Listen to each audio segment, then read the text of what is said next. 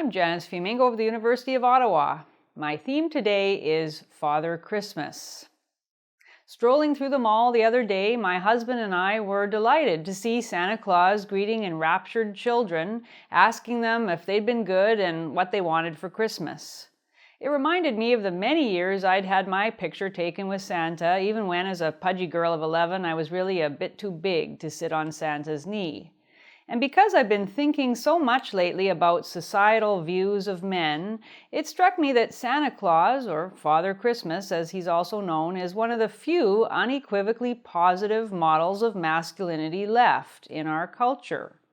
He is, in a sense, the eternal father, connected with the season of hope and family, a benevolent yet authoritative masculine figure seemingly untainted by feminist scorn. Well, not quite entirely untainted. A quick Google search brought up an article claiming that, despite the beard and the deep-voiced ho ho ho, Santa is really a woman. Why? Well, for a variety of reasons, including that men can't or won't shop and couldn't restrain their gun fingers from shooting the reindeer and mounting their antlers on the wall. Also, quote, Christmas is a big, organized, warm, fuzzy, nurturing social deal, the writer declares. And, quote, I have a tough time believing a guy could possibly pull it all off. Well, it's a joke, of course, but the underlying implication is the common gynocentric refrain that all things good come from womankind and that men are at best gun-happy bunglers. Children, though, know intuitively that this isn't so. Their love for Santa and enthusiastic trust in him seem quite impervious to feminist indoctrination. In fact, a recent video released by the Anomaly Creative Agency asked children whether a woman could do Santa's job just as well as Santa, and although some children thought she could, a large majority answered no. Santa needs to be strong to carry all those presents, they insisted, and to keep order amongst the elves. A woman Santa would get lost in the sky, and so on. These assertions of Santa's necessary maleness have been interpreted, not surprisingly, as revealing a shocking gender bias, even in the very young. And they may indeed reveal that certain conceptions of masculinity and femininity are surprisingly resistant, even to the hardcore feminist training of our modern society. But is it really bias, or simply a basic recognition on the part of even very small children that fatherhood and motherhood are distinct, equally valuable, but different identities? I mentioned that one of the points made in the Santa Must Be a Woman spoof article is that men are notoriously bad at gift shopping. They go out at the last minute and buy whatever they first lay their eyes on, so how could a male Santa buy gifts for so many children? But of course, Santa doesn't buy gifts. He makes gifts in his workshop at the North Pole and directs the elves there on how to help him. And these are eminently male activities: planning, building, directing others in a workshop. They express eminently male qualities of authority, hands-on capability, and generosity. To expand on the children's intuitive recognition, I would say that Santa has to be a man because, with his white beard and twinkling eyes and his deep laugh, Santa represents trustworthy authority in a way that is quintessentially masculine. A woman Santa would not have that same authority. Women are archetypally figures of nurturing. Mothers make promises and threats of punishment that they break all the time. It's an almost unavoidable part of the mothering role. If you touch that, you'll be going straight to your room. And then the child touches it, and the mother can't bear to send him to his room, and the child soon learns that that's the way mothers are. Fathers are different because fathers mean it. Santa is a figure of judgment, whether you've been naughty or nice. Mothers are not supposed to tote up a child's naughty and nice quotient for the year. That's too stern. Mothers are supposed to forget the child's naughtiness. A father can judge kindly, but firmly.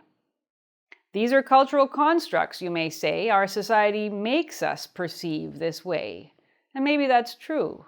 I'm not saying that there aren't men who are totally soft with their kids and women who can't be authority figures. Yeah, we all get that, no argument. But the qualities and roles are still gendered. They seem to be deep-rooted in our psyches and cannot be easily unthought by feminist fiat. And this brings us to the role of real fathers in children's lives. Recent studies are making it clear just how important fathers are for children. A massive 2013 report on fatherlessness, led by Sarah McClanahan, examined 47 peer-reviewed studies on the effects of father absence on children and found very strong correlation between father absence and emotional and behavioral problems. When children are without their fathers, they are overall sadder, angrier, and more stressed. The effects seem to be magnified for boys.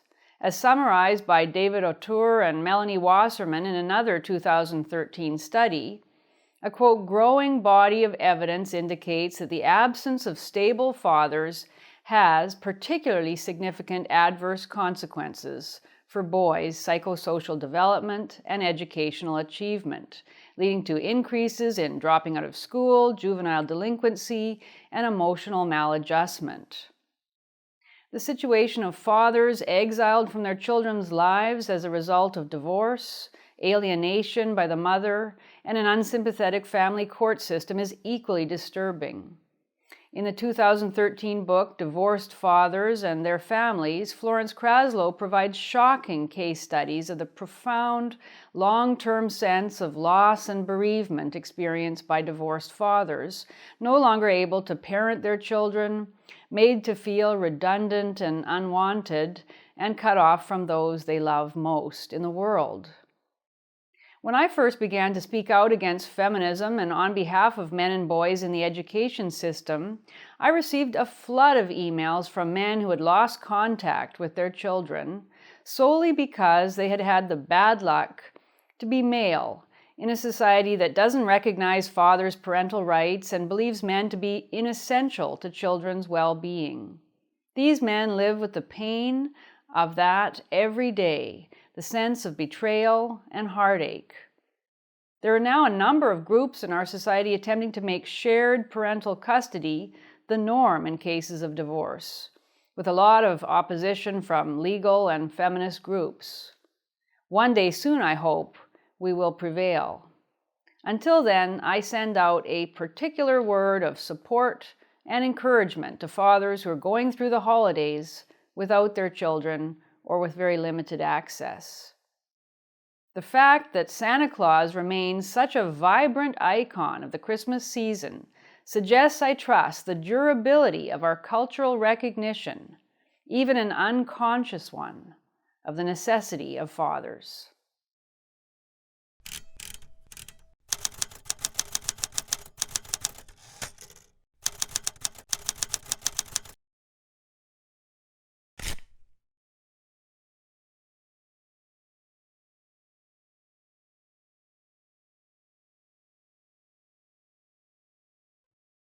Thanks for watching Season 1 of the Fiamengo File over the past 4 months.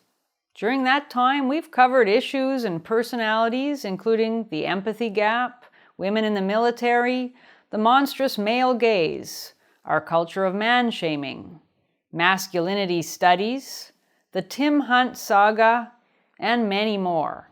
By the way, Breitbart magazine has just reported that Nobel laureate Hunt and his wife are now leaving Britain for Japan, thanks to feminist persecution in large part. Will we see more of such departures by great men in 2016? Stay tuned to the Fiamengo File. We're taking a short break over the holidays and we'll start up again in the new year to continue our coverage of significant issues regarding feminist and SJW politics on university campuses. In the coming months, we'll broadcast an updated text of the rape culture talk I attempted to deliver that was shut down by a mob of unruly students at the University of Ottawa. Also on the Fiamengo file, we will cover campus protest and the victimhood hysteria that has unmoored rational discourse. We will examine the abridgment of freedom of speech regarding men's issues. We will consider the disciplining and silencing of men who resist feminist indoctrination. In other words, we will bring you stories and analyses of the remarkable cultural moment we're witnessing, in which feminist supremacy and man-blaming have become defining features of our era.